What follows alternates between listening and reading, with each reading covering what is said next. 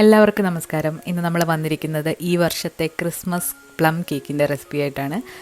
ഈ റെസിപ്പി വന്നിട്ട് നമ്മുടെ സിഗ്നേച്ചർ റെസിപ്പി ആയിട്ടുള്ള ഒരു കേക്കാണ്. 1 കിലോ മെഷർമെൻറ്റിൽ വരുന്ന കേക്കാണ്.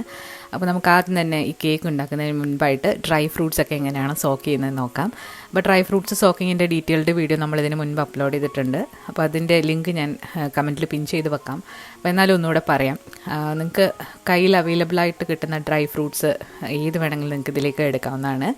അപ്പോൾ നമ്മൾ എല്ലാ ഡ്രൈ ഫ്രൂട്ട്സും വളരെ ചെറുതായിട്ട് ഒരേ സൈസിൽ ഒന്ന് അരിഞ്ഞ് എടുക്കണം. ഡേറ്റ്സ് നമ്മൾ വളരെ കുറച്ചാണ് ഇതിലേക്ക് ചേർക്കുന്നത്. ബാക്കി ടൂട്ടി ഫ്രൂട്ടി, അതുപോലെ ക്രാൻബെറി, കറുത്ത മുന്തിരി, പ്ലം, പിന്നെ ആപ്രിക്കോട്ട്, അങ്ങനെയുള്ള ഡ്രൈ ഫ്രൂട്ട്സ് ഇഷ്ടമുള്ളത് ഏത് വേണമെങ്കിലും നിങ്ങൾക്ക് എടുക്കാം. ഇതോടൊപ്പം തന്നെ കുറച്ച് കാഷ്യൂ നട്ട്സും നമ്മൾ ചോപ്പ് ചെയ്ത് എടുക്കുന്നുണ്ട്. നട്ട്സ് നമ്മൾ ഇതിലധികമായിട്ട് ഇപ്പോൾ ചേർക്കുന്നില്ല. നമ്മൾ കേക്ക് ഉണ്ടാക്കുമ്പോഴാണ് നട്ട്സ് കൂടുതലായിട്ട് ചേർക്കുന്നത്. അപ്പോൾ എല്ലാ ഡ്രൈ ഫ്രൂട്ട്സ് അരിഞ്ഞതും കൂടി ഒരു വലിയൊരു പാത്രത്തിൽ നമ്മൾ നല്ലൊരു വൃത്തിയുള്ള പാത്രത്തിൽ വേണം ഇതെടുക്കാനായിട്ട്. ഇനി ഇതിലേക്ക് നമുക്ക് കുറച്ച് സ്പൈസസും കൂടെ ചേർത്തിട്ട് വേണം മിക്സ് ചെയ്തെടുക്കാനായിട്ട്. അപ്പോൾ എല്ലാ സ്പൈസസും ഒരു 1/4 ടീസ്പൂൺ വീതം ചേർത്ത് കൊടുക്കുന്നുണ്ട്. ഏലക്കാപ്പൊടി, കറുവപ്പട്ട പൊടി, അതുപോലെ തന്നെ കുറച്ച് ചുക്കുപൊടി ചേർക്കുന്നുണ്ട്. പിന്നെ ഇതിലേക്ക് നമ്മൾ കുറച്ച് ജാതിക്ക പൊടിയും കൂടെ ചേർക്കുന്നുണ്ട്. അപ്പോൾ ഇത്രയും പൊടികളാണ് എടുത്തിരിക്കുന്നത്. പിന്നെ ഏറ്റവും അവസാനമായിട്ട് ഇതിലേക്ക് നമ്മൾ ഗ്രാമ്പൂവിൻ്റെ പൊടിയും കൂടെ ചേർക്കുന്നുണ്ട്. ഇനി ഇതിലൊരു ഓറഞ്ച് ഫ്ലേവർ കിട്ടാൻ വേണ്ടിയിട്ട് നമ്മൾ ഓറഞ്ച് മെർമലേഡാണ് ചേർക്കുന്നത്. ഇത് ഇല്ലാന്നുണ്ടെങ്കിൽ നിങ്ങൾക്ക് പകരം ഒരു ഓറഞ്ചിൻ്റെ തൊലി ഒന്ന് ഗ്രേറ്റ് ചെയ്തിട്ട് ഇതിലേക്ക് ചേർത്താലും മതി. ഇനി ഒരു തവി വെച്ചിട്ട് നന്നായിട്ട് ഇത് മിക്സ് ചെയ്ത് കൊടുക്കുന്നുണ്ട്. അപ്പോൾ നമ്മൾ സോക്കിങ് ഞാനെപ്പോഴും ചെയ്യുന്നത് റമ്മിലാണ് സോക്ക് ചെയ്യുന്നത്. റമ്മോ വൈനോ വെച്ചിട്ട് നിങ്ങൾക്ക് സോക്ക് ചെയ്യാവുന്നതാണ്. അപ്പോൾ ഈ ഒരു റെസിപ്പി വന്നിട്ട് റമ്മിലോ വൈനിലോ വേണം സോക്ക് ചെയ്യാനായിട്ട്. ഫ്രഷ് ആയിട്ടുള്ള ജ്യൂസിൽ സോക്ക് ചെയ്താൽ ഇത് കേടായി പോവും. അതുകൊണ്ട് നമ്മളിത് ഒരു 1-2 മാസം മുന്നേയൊക്കെ ഒന്ന് സോക്ക് ചെയ്ത് വെക്കുകയാണെന്നുണ്ടെങ്കിൽ നല്ലതാണ്. ഞാൻ കഴിഞ്ഞ വർഷം സോക്ക് ചെയ്ത കുറച്ച് ബാക്കി ഉണ്ടായിരുന്നു. അപ്പോൾ അതിൻ്റെ മുകളിലായിട്ട് തന്നെയാണ് ഇട്ട് കൊടുക്കുന്നത്. ഒന്ന് മിക്സ് ചെയ്ത് കൊടുത്തതിന് ശേഷം നമുക്കിതിലേക്ക് റം ഒഴിച്ചു കൊടുക്കാം. ഞാനിത് മുഴുവനായിട്ടും റമ്മിലാണ് സോക്ക് ചെയ്യുന്നത്. ഒരു ഡ്രൈ ഫ്രൂട്ട്സ് ഒന്ന് കുതിർന്ന് കിടക്കാൻ വേണ്ടിയിട്ടുള്ള പരുവത്തിൽ സോക്ക് ചെയ്ത് കൊടുക്കാം.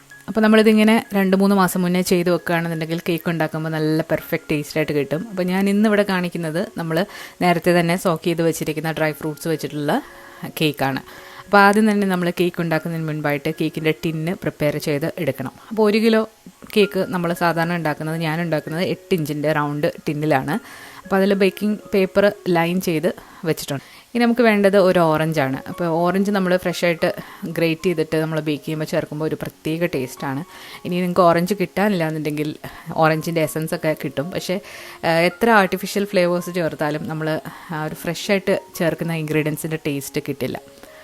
അപ്പോൾ നമ്മൾ ഓറഞ്ചിൻ്റെ തൊലി ഒന്ന് ഗ്രേറ്റ് ചെയ്ത് എടുക്കുകയാണ്. ഗ്രേറ്റ് ചെയ്തെടുത്തിട്ടുണ്ട്. ഇനി ആ ഒരു ബാക്കി വന്ന ഓറഞ്ച് നമുക്കിനി ഒരു മിക്സിയുടെ ജാറിലിട്ട് വെള്ളം ഇല്ലാതെ അരച്ച് എടുക്കണം.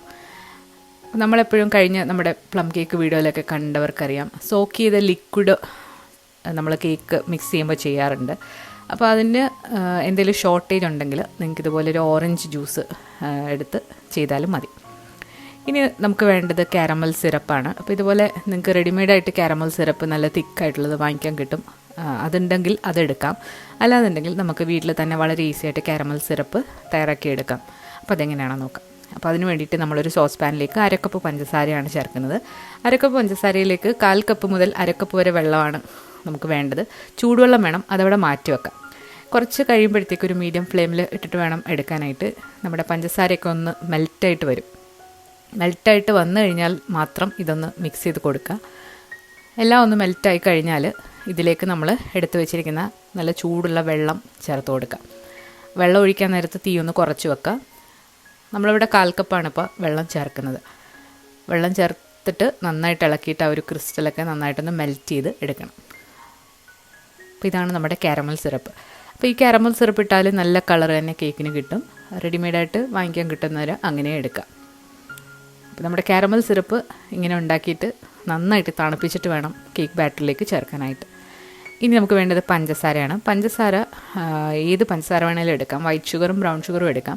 നമ്മളിവിടെ ലൈറ്റായിട്ടുള്ള ബ്രൗൺ ഷുഗറാണ് എടുത്തിരിക്കുന്നത്. ഇതൊരു മിക്സിയുടെ ജാറിലേക്ക് ഇട്ടിട്ട് നന്നായിട്ടൊന്ന് പൊടിച്ചെടുക്കാം. അതിനുശേഷം നമുക്കിത് മെഷർ ചെയ്ത് നോക്കാം. എപ്പോഴും പഞ്ചസാര പൊടിച്ചിട്ട് മിക്സ് ചെയ്യുമ്പോഴാണ് നല്ലതായിട്ട് കിട്ടുന്നത്.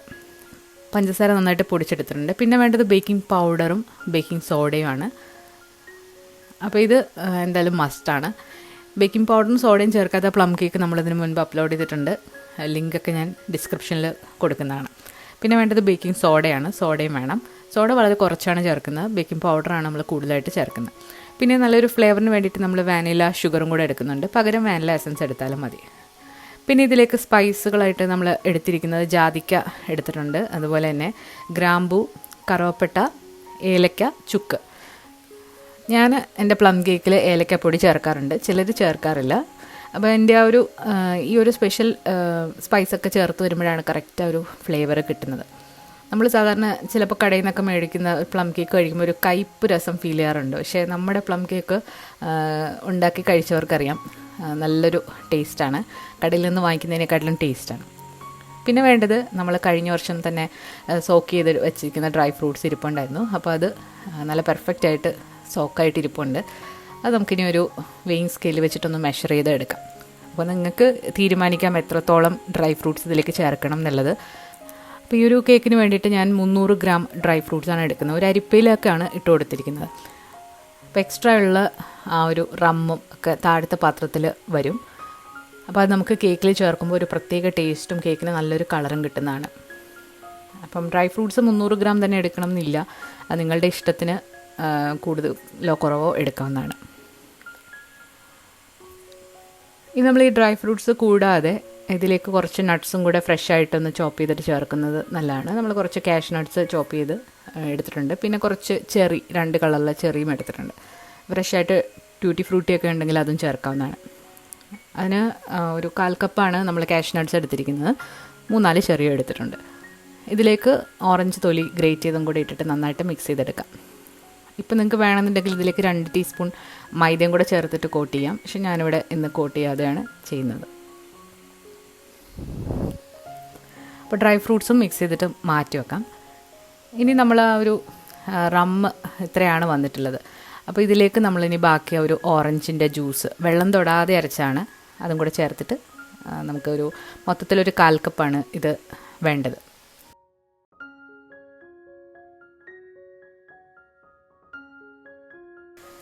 നമുക്ക് മൈദ ഒന്ന് മെഷർ ചെയ്തെടുക്കാം. മൈദ തന്നെ ചേർക്കണം ഈ കേക്കിന്, അപ്പോഴാണ് കറക്റ്റ് ആ ഒരു ടെക്സ്ചറൊക്കെ കിട്ടുന്നത്. അപ്പോൾ നമ്മൾ വെയിങ് സ്കെയിലിൽ 0 ഗ്രാം ആക്കിയിട്ടുണ്ട്. അതിന് ശേഷമാണ് പൊടി ഇട്ട് കൊടുക്കേണ്ടത്. എപ്പോഴും നമ്മൾ ഗ്രാം അളവിൽ മെഷർ ചെയ്ത് ചെയ്യുമ്പോഴാണ് പെർഫെക്റ്റായിട്ട് കേക്ക് കിട്ടുന്നത്. നമ്മളിവിടെ എടുത്തിരിക്കുന്ന 220 ഗ്രാം മൈദയാണ്. ഇത് 1.25 കപ്പ് മൈദയാണ് 220 ഗ്രാം എന്ന് പറയുന്നത്. ഇനി ഇതിലേക്ക് നമ്മൾ സ്പൈസസ് ആണ് ചേർക്കുന്നത്. നേരത്തെ ഞാൻ കാണിച്ച സ്പൈസിൽ നിന്നും ഒരു 1/4 ടീസ്പൂൺ സ്പൈസസ് ആണ് നമ്മളിതിലേക്ക് ചേർക്കുന്നത്. പിന്നെ അങ്ങനെ പ്രത്യേകിച്ച് അളവൊന്നുമില്ല, നിങ്ങളുടെ ഇഷ്ടാനുസരണം ചേർക്കാവുന്നതാണ്. അപ്പോൾ എല്ലാ സ്പൈസും ചേർക്കുക. ഏറ്റവും അവസാനം നമ്മൾ ചേർത്തിരിക്കുന്നത് ചുക്ക് പൊടിയാണ്. ഇനി ഇതിലേക്ക് നമ്മൾ 1 ടീസ്പൂൺ ബേക്കിംഗ് പൗഡറും അതുപോലെ തന്നെ 1/8 ടീസ്പൂൺ ബേക്കിംഗ് സോഡയും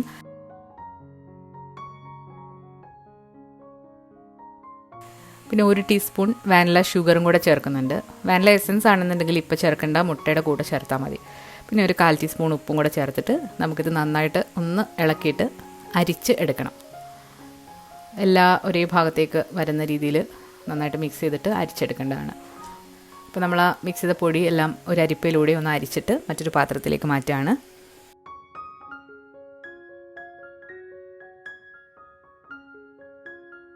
ഇനി നമുക്ക് വേണ്ടത് മുട്ടയാണ്. നമ്മൾ 3 മുട്ട എടുത്തിട്ടുണ്ട്. ഇത് റൂം ടെമ്പറേച്ചറിലുള്ള 3 മുട്ടയാണ്. അപ്പോൾ നമ്മൾ മുട്ട ഡയറക്റ്റായിട്ട് കേക്കിൽ പൊട്ടിച്ചൊഴിക്കുന്നതിന് പകരം മറ്റൊരു പാത്രത്തിൽ ഇതുപോലെ പൊട്ടിച്ചൊഴിക്കുകയാണെന്നുണ്ടെങ്കിൽ മുട്ടയുടെ തോടൊന്നും വരില്ല. അപ്പോൾ അത് ഒഴിവാക്കാനാണ് നമ്മളിങ്ങനെ ചെയ്തെടുക്കുന്നത്. തന്നെയല്ല, നമുക്ക് മുട്ട ഓരോന്നായിട്ടാണ് ബീറ്റ് ചെയ്തെടുക്കേണ്ടത്. മുട്ടൊരു പാത്രത്തിലേക്ക് ഒഴിച്ചു കൊടുക്കുന്നുണ്ട്. ഈ മുട്ട വന്നിട്ട് ഒരെണ്ണം ഒരു 45 ഗ്രാം വരുന്ന മുട്ടയാണ്. ഇനി നമുക്ക് ബട്ടർ വേണം. ബട്ടർ റൂം ടെമ്പറേച്ചറിലുള്ള ഉപ്പില്ലാത്ത ബട്ടറാണ് നമ്മൾ എടുത്തിരിക്കുന്നത്. ഉപ്പുള്ള ബട്ടറാണ് എടുക്കുന്നതെന്നുണ്ടെങ്കിൽ നിങ്ങൾ ഉപ്പ് ചേർക്കേണ്ട ആവശ്യമില്ല. 175 ഗ്രാം ബട്ടർ നമ്മൾ അളന്ന് എടുത്തിട്ടുണ്ട്. ഇനി ഈ ബട്ടർ നല്ല സോഫ്റ്റ് ആകുന്നവരെ ഒരു ഇലക്ട്രിക് ബീറ്റർ വെച്ചിട്ട് നന്നായിട്ട് ബീറ്റ് ചെയ്തെടുക്കുക. ബീറ്റർ ഇല്ലാന്നുണ്ടെങ്കിൽ ഒരു വിസ്ക് യൂസ് ചെയ്യാവുന്നതാണ്. അപ്പോൾ കുറേ നേരം ബീറ്റ് ചെയ്യേണ്ടി വരും. ഇനി ഇതിലേക്ക് നമുക്ക് പൊടിച്ച പഞ്ചസാര ചേർത്ത് കൊടുക്കാം. പഞ്ചസാര നമ്മളിവിടെ 1 കപ്പ് പഞ്ചസാരയാണ് എടുത്തിരിക്കുന്നത്. നിങ്ങളുടെ മധുരം അനുസരിച്ചിട്ട് കൂട്ടാം. കാരണം നമ്മൾ ഇതിൽ ചേർത്തിരിക്കുന്ന കാരമൽ സിറപ്പിൽ നല്ല മധുരമാണ്. അപ്പോൾ നമ്മൾ ഒരുപാട് പഞ്ചസാര ചേർക്കേണ്ട ആവശ്യമില്ല. പഞ്ചസാരയൊക്കെ ഒന്ന് നന്നായിട്ട് ബട്ടറുമായിട്ടൊന്ന് മിക്സ് ആയതിനു ശേഷം നമുക്കിതിലേക്ക് മുട്ട ചേർത്ത് കൊടുക്കാം. മുട്ട ചേർക്കുമ്പോൾ ഓരോ മുട്ടയായിട്ട് ചേർക്കുക, എന്നിട്ട് നന്നായിട്ട് ഒന്നുകൂടെ ബീറ്റ് ചെയ്യുക. അങ്ങനെ ചേർക്കുകയാണെന്നുണ്ടെങ്കിൽ ഈ ഒരു ബാറ്റർ പിരിഞ്ഞു പോയ പോലെ ആവില്ല. നല്ല ഹൈ സ്പീഡിലിട്ട് തന്നെയാണ് ഞാനിവിടെ ബീറ്റ് ചെയ്തെടുക്കുന്നത്. നമ്മൾ ഓരോ മുട്ടയായിട്ട് ചേർത്തിട്ട് വീണ്ടും നന്നായിട്ട് ബീറ്റ് ചെയ്ത് കൊടുക്കുകയാണ്. അങ്ങനെ 3 മുട്ടയും ബീറ്റ് ചെയ്ത് കൊടുത്തതിന് ശേഷം നമുക്കിതിലേക്ക് ഇനി കാരമൽ സിറപ്പ് ഒഴിച്ചു കൊടുക്കാം. 1/2 കപ്പ് കാരമൽ സിറപ്പാണ് നമ്മളിതിലേക്ക് ഒഴിച്ചു കൊടുക്കുന്നത്. ഇനി ഇതിലേക്ക് നമ്മൾ നേരത്തെ മിക്സ് ചെയ്ത് വെച്ചിരിക്കുന്ന പൊടികളും കൂടെ ചേർത്തിട്ട് ബ്ലെൻഡർ വെച്ചിട്ട് വളരെ കുറഞ്ഞ സ്പീഡിലൊന്ന് മിക്സ് ചെയ്യുക. ഓവറായിട്ട് ബീറ്റ് ചെയ്യേണ്ട ആവശ്യമില്ല. ഇനി നമ്മൾ ഡ്രൈ ഫ്രൂട്ട്സ് സോക്ക് ചെയ്ത വെള്ളവും ഓറഞ്ചും കൂടെ മിക്സ് ചെയ്ത് വെച്ചിരിക്കുന്ന ഒരു 1/4 കപ്പ് ഇതിലേക്ക് ചേർത്ത് കൊടുക്കുകയാണ്. അതിനുശേഷം ഒന്നുകൂടെ മിക്സ് ചെയ്യുക.